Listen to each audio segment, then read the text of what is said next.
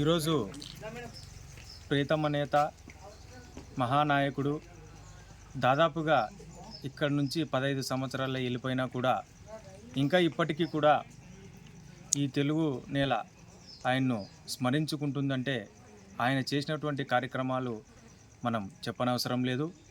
రైతులకైతేనేమి, కార్మికులకైతేనేమి, విద్యార్థులకైతేనేమి, నిరుద్యోగ యువతకైతేనేమి అన్ని రంగాల్లో ఫీజు రియంబర్స్మెంట్ లాంటివి, రైతు రుణమాఫీ లాంటివి, 108, 104, ఆరోగ్యశ్రీ ఇట్లా అనేకమైనటువంటి కార్యక్రమాలు దేశంలోనే ఆయన ఒక మార్గదర్శిగా ఈ కార్యక్రమాలను రూపొందించడం జరిగింది.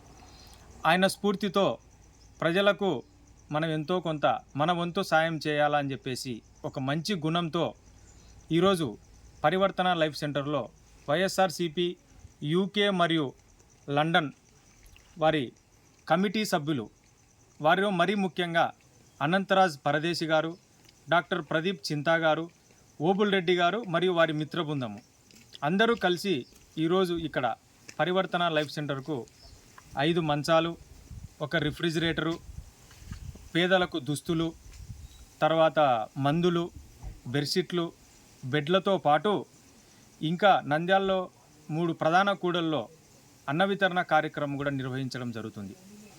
వారి యొక్క సేవా గుణానికి నంద్యాల వైఎస్ఆర్సీపీ తరఫున ప్రత్యేకంగా వారికి ధన్యవాదాలు తెలియజేస్తున్నాను.